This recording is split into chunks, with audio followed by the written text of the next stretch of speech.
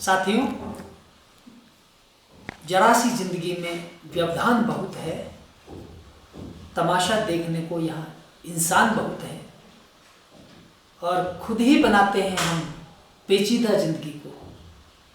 वरना तो जीने के नुस्खे आसान बहुत हैं, वरना तो जीने के नुस्खे आसान बहुत हैं। जी हाँ, आज का मेरा विषय यूरिक एसिड बढ़ने की समस्या, इस पर आधारित है। तो आजकल इतने अधिक रोगी देखने में आते हैं जो बार बार ये शिकायत करते हैं कि उनका यूरिक एसिड बढ़ रहा है।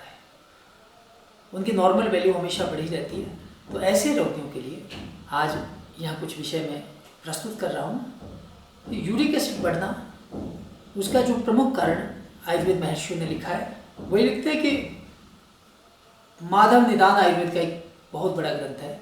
उन्होंने लिखा कि लवणाम्ल कटुक्षार स्निग्ध अजीर्ण भोज नहीं, क्लिन्न शुष्काम्बुज आनुप माश पुण्याक मूल कही, कुलत्थ माश निष्पाव पाशा माश आदि पललेक्षुभी, तद्यार नाल सौवीर शुक्त तक्रसुरास अभी।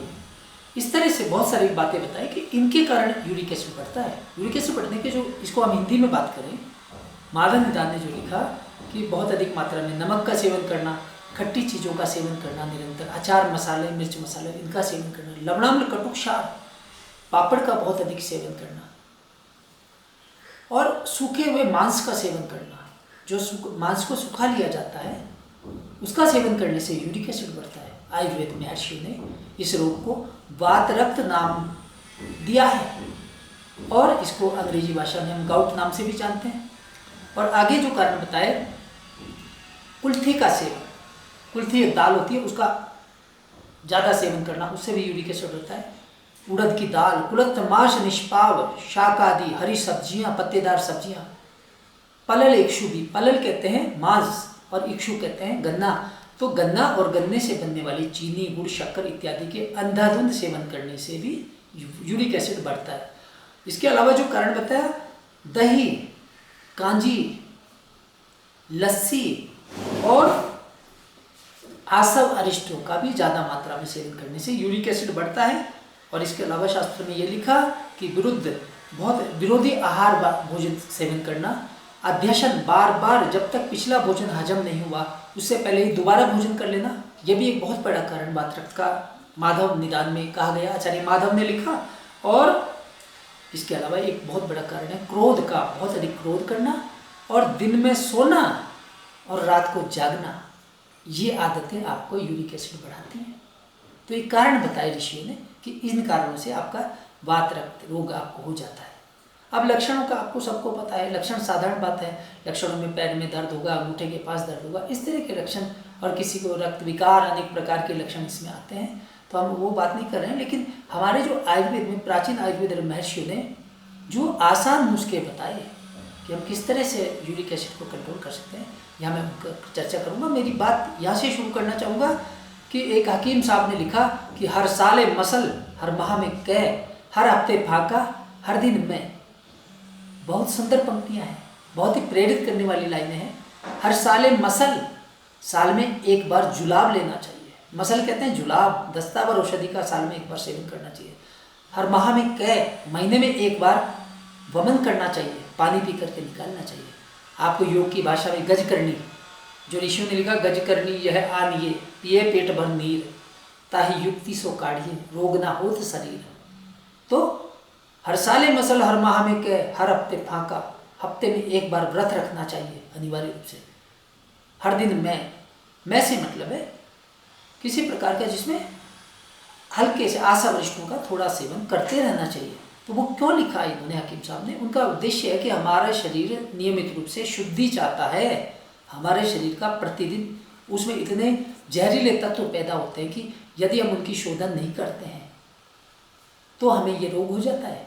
हमें शोधन करना चाहिए। यूरिक एसिड उन्हीं लोगों का बढ़ता है जो शरीर की शुद्धि, शरीर को शोधन करने की कला नहीं जानते हैं। तो शोधन करने के लिए हम बात करेंगे, हमें सबसे पहले सुबह जल्दी उठना चाहिए। 3 बजे जागे सो योगी, 4 बजे जागे सो संत, 5 बजे जागे सो महात्मा, 6 बजे जागे सो भगत, और बाकी सब ठगत। ये हमारे ऋषियों ने कहा, योगाचार्यों ने कहा, आयुर्वेद महर्षियों ने भी यही बात कही। ब्रह्म मुहूर्ते उत्तिष्ठेत जीर्णा जीर्णे निरूपयन रक्षार्थम आयुष है स्वस्थ है जात वेगान सब उत्सृजेत। यानी आयु रक्षा के लिए हमें जल्दी उठना चाहिए। अच्छा, सुबह जल्दी उठ गए, उस बात को हमने, और इसी को सभी लोगों ने ये कहा, कहावतों में हर जगह ये कहा कि सुबह उठते ही सबसे पहला काम क्या करना है, पानी पीना चाहिए। पानी क्यों पीना चाहिए? उससे शरीर हमारा शुद्ध होता है, उससे हमारे शरीर में जो विष तत्व होते हैं, विष जातीय तत्व होते हैं, वो शरीर से बाहर होने लगते हैं। तो हमें क्या करना है, सुबह जल्दी उठ करके पानी पीना। इसी बात को एक बहुत प्रसिद्ध ग्रंथ है, उसका नाम है काक चंडीश्वर कल्पतंत्र। उन्होंने लिखा कि निषादौ च विषंबारी निशा मध्य पया स्मृत है निशांते च पिबेदबारी मातु क्षीरम इवोत्तमम। यानी रात्रि के अंतिम प्रहर में पिया गया पानी माता के दूध के समान अमृत गुणों वाला होता है। निषादौ च विषंबारी, रात्रि के पहले प्रहर में जो व्यक्ति पानी पीता है उसको विषतुल्य हानि होती है। निशा मध्य, अर्धरात्रि को जो पीता है उसको दूध जैसा गुण बताया है। और निशांते च पिबेदबारी मातु क्षीरम इवोत्तमम, वो माता के दूध के समान गुणकारी उसकी महिमा बताई है। और शोधन चिकित्सा, ये शोधन है। इसके द्वारा क्या होता है, इसके द्वारा हमारे शरीर का, जिस व्यक्ति को सुबह ब्रह्म मुहूर्त में उठने की आदत है और सुबह उठते ही पानी पीने की आदत है, उसका यूरिक एसिड जीवन में कभी नहीं बढ़ता है और वो सामान्य स्थिति में संतुलित रहता है। अब यहाँ सवाल ये उठता है कि हमें क्या करना चाहिए। यूरिक एसिड के रोगियों की संख्या दिन दूनी और रात चौगुनी बढ़ती ही जा रही है। क्यों बढ़ रही है? क्योंकि हमें शोधन की महिमा नहीं पता है, हम शुद्धि का नहीं, हमें अभ्यास नहीं है। हमारे ऋषियों ने ये कहा हर महीने में क्या चीज़ें खानी। अब जैसे जेठ का महीना चल रहा है, जेठ का महीना, ये जून का महीना, इसमें क्या नहीं करना है, हमें पता होना चाहिए कि किस महीने क्या खाना है। तो जेठ में जो है हमें पैदल नहीं चलना चाहिए। चैत में गुड़, बैसाख में तेल, जेठ के पत्ता, आषाढ़ में बेल, सावन साग, भादो मही, क्वार करेला, कार्तिक दही। इस प्रकार से 12 महीनों के लिए कहा। और किस महीने में हमें क्या खाना है, किस महीने में नहीं खाना है, इसका हमें अभ्यास करना चाहिए। आप जैसे आप तरबूज का सेवन, आजकल हर ऋतु में हर कोई फल मिल रहा है, वो गलत है। उससे कैंसर इत्यादि जटिल रोग पैदा हो रहे हैं। आप तरबूज आप दिसंबर के महीने में न खाएं, नहीं खाना चाहिए, क्योंकि वो आपके स्वास्थ्य को बहुत ज़्यादा नुकसान पहुंचाएगा। जिस ऋतु में जो फल पैदा होता है, अनिवार्य रूप से हमें उसी ऋतु में पैदा होने वाले फल का सेवन करना चाहिए। हर ऋतु में प्रकृति अपने आप उपहार देती है, उन फलों का हमें सेवन करना चाहिए। इसलिए तो हम कहते हैं जैसा खाए अन्न वैसा होगा मन, जैसा पिए पानी वैसी होगी वाणी। अब हमारे इसको ऐसे ना समझें, ये बुजुर्गों ने जो बातें कही हैं इसको साधारण नहीं लेना चाहिए, इसको बहुत महत्वपूर्ण बातें हैं। उनका जो भी हर बात जो बुजुर्गों ने भारतीय संस्कृति में, हमारे लोक संस्कृति में जो बातें प्रचलित हैं, उसके पीछे बहुत बड़ा उनका एक टाइम टेस्टेड है। ये सब चीज़ें इनको लैब टेस्टेड नहीं है, भले ही नहीं है, लेकिन ये टाइम टेस्टेड जरूर है। इसलिए कहा है पाँव गरम पेट नरम सिर ठंडा, डॉक्टर आवे तो मारो डंडा। बहुत बड़ी कहावत है, लोक कहावत है। पाँव गरम रहने चाहिए, पेट नरम रहना चाहिए, सिर ठंडा होना चाहिए। कितना अद्भुत विश्लेषण उन्होंने कहा कि स्वस्थ व्यक्ति का लक्षण बताया है। हालांकि ऋषियों ने भी यही बात कही, पैरों का ठंडा होना, डायबिटीज इत्यादि रोग हैं, यूरिक एसिड बढ़ना और बहुत सारी बीमारियों में पाँव पैर ठंडे पड़ जाते हैं। पेट नरम, बहुत सारे लोगों का पेट बहुत बढ़ जाता है, तो इसको स्वस्थ का लक्षण बताया।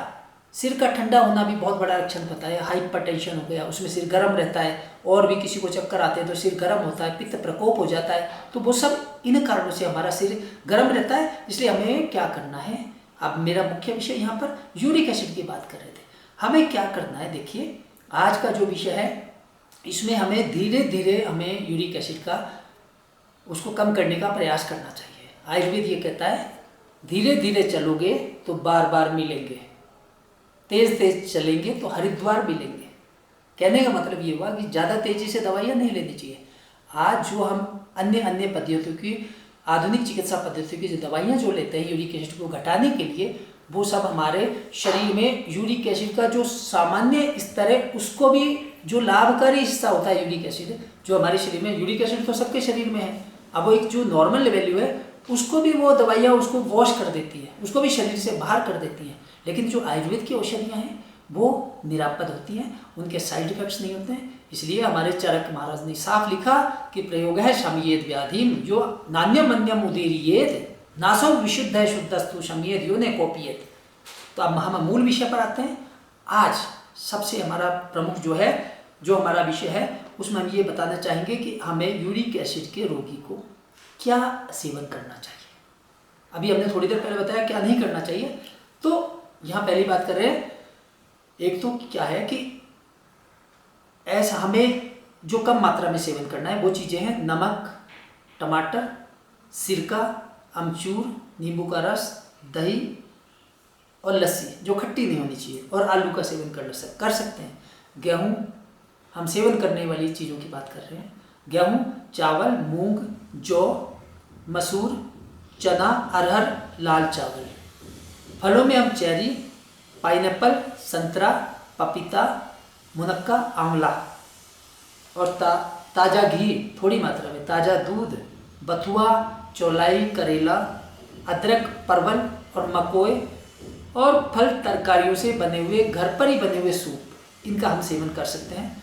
लहसुन, प्याज और आंवला भी बहुत लाभकारी ऐसे रोगियों को सिद्ध होते हैं। तो अब हमें जो सेवन नहीं करना है वो चीज़ें हम आपको यहाँ बताना चाहेंगे, क्योंकि जैसा आप परहेज रखेंगे, पथ्य सती गदार्थस्य की औषधि निषेवणी, पथ्य रखने से ही आप रोग को नियंत्रित कर सकते हैं। तो उसमें आपको जो सेवन नहीं करना है, बिस्किट्स हैं, बेकरी से बनी हुई चीज़ें हैं, फास्ट फूड है, हरे मटर हैं, पालक, कुल्थी की दाल है, सेम है, फ्रांस बीन है, बैंगन, मशरूम, पनीर, सूखा नारियल, ये इनको त्याग देना चाहिए। सूखे मेवे ये सब नुकसान करते हैं, यूरिक एसिड बढ़ाते हैं। सोयाबीन, खमीरी आटे से बने हुए खाद्य पदार्थ, सत्तू, कस्टर्ड, मूली बहुत घातक होती है यूरिक एसिड बढ़ाने के लिए, बहुत यूरिक एसिड को बढ़ा देती है बहुत जल्दी। मूली का सेवन नहीं करना चाहिए। अरबी, अचार, चाय, दूध वाली चाय का सेवन नहीं करना चाहिए, वो नुकसान करती है। और सुखाया हुआ दूध, पाउडर दूध आता है, वो पाउडर मिल्क वो नहीं लेना चाहिए। कॉफ़ी, कांजी, अंडा, मांस, वो जो कि सुखाया हुआ मांस है, और मछली, शराब और पान, तिल, और इसके अलावा उड़द, बाजरा, पापड़, ओटमील और पत्ता गोभी, ये प्रमुख रूप से हमने यहाँ इन विषयों का चर्चा कर रहे हैं कि इनका सेवन नहीं करना चाहिए। अब हमारा विषय होता है कि आज का जो टिप यूरिक एसिड के लिए, जिन लोगों का यूरिक एसिड बढ़ा हुआ है उनको मैं एक बहुत महत्वपूर्ण बात बताना चाहूँगा। आयुर्वेद का जो मेरा व्यक्तिगत जो अनुभव है उसको मैं आप सबके सामने शेयर कर रहा हूँ, ताकि आप लोग इससे लाभ ले सकें। आयुर्वेद में एक चतुर्बीज चूर्ण का उल्लेख मिलता है, चातुर्बीज चूर्ण कहते हैं इसको। इसमें 4 चीज़ें होती हैं, मेथिका, चंद्रशूरश्च, काला जाजीय वानिका, एतत् चतुष्टयम युक्तम चतुर्बीजम इति स्मृतम, तत्चूर्णम भक्षितम नित्यम निहंति पवनामयम, अजीर्णम शूलम आध्वानम पार्श्वशूलम कटिव्यथाम।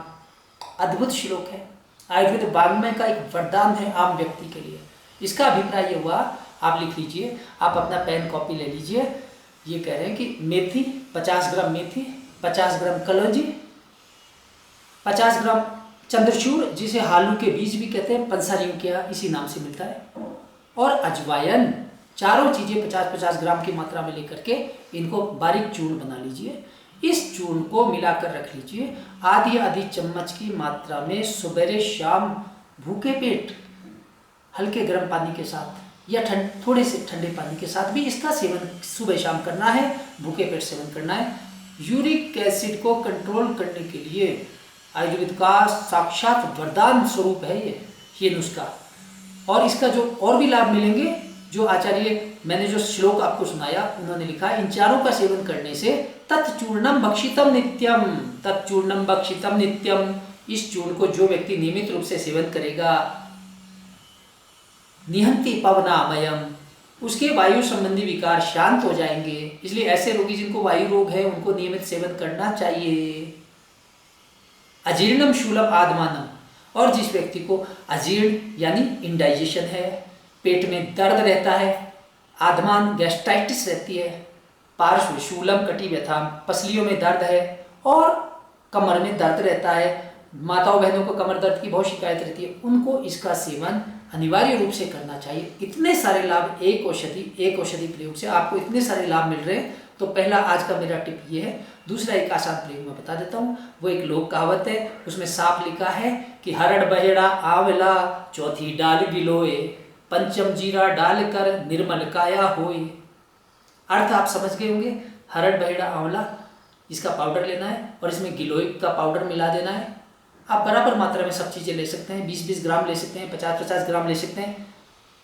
और पंचम जीरा डालकर निर्मल काया होए, और जीरा भी इसमें डालना है। जीरा जबरदस्त एंटीऑक्सीडेंट जीरे में गुण पाए जाते हैं। तो ये हरड़ बहेड़ा आंवला गिलोय और जीरे को मिला करके इसका पाउडर बना करके आधी चम्मच इसका सेवन करना शुरू करें। ये भी यूरिक एसिड को घटाने के लिए अद्भुत प्रयोग है। और गिलोय को आपको पता है, गिलोय जो है बहुत ही बेहतरीन यूरिक एसिड के लिए औषधि मानी गई है। अब मैं बताना चाहूँगा, आयुर्वेद में तो इसके लिए बहुत सारी औषधियाँ भी हैं। आरोग्यवर्धनी बटी है, गिलोय सत्व है, और पुनर्नवा है, और इस तरह से गंधक रसायन है, केशोर गुग्गल है, और मंजिष्ठा के प्रयोग है, महायोगराज गुग्गल है, और दशमूल इत्यादि बहुत सारी औषधियाँ हैं जिनका आप किसी आयुर्वेद विशेषज्ञ के उचित परामर्श के द्वारा उसकी देखरेख में इनका सेवन आप कर सकते हैं। तो साथियों, आज का जो है मेरा विषय यूरिक एसिड पर, और इसमें जो है इसमें मैंने विषय आपको बताया। हमें आज का आपको मेरा ये वीडियो कैसा लगा, आप इसको शेयर करें और आप मेरे चैनल को सब्सक्राइब भी करें। धन्यवाद। अगली बार फिर किसी नए विषय के साथ। नमस्कार। जय